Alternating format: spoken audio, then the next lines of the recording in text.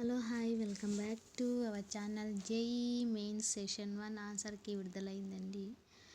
ఈ JEE mains 2026 session 1 పరీక్షకు సంబంధించి ఆన్సర్ కీని నేషనల్ టెస్టింగ్ ఏజెన్సీ బుధవారం విడుదల చేసింది. జనవరి 3వ వారంలో ఈ పరీక్షలు నిర్వహించిన సంగతి మనకు తెలిసిందే.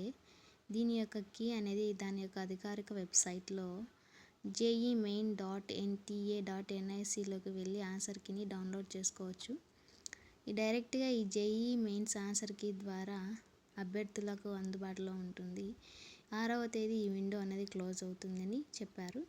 ఈ విండో 2 నుంచి 3 రోజులు తెరిచి ఉంటుంది. ఈ సమయంలో అభ్యర్థులు తాత్కాలిక కీని చూసుకోవచ్చు. ఒకవేళ ఈ కీని సవాల్ చేయాల్సి వస్తే ప్రతి ప్రశ్నకు 200 చెల్లించాల్సి ఉంటుంది.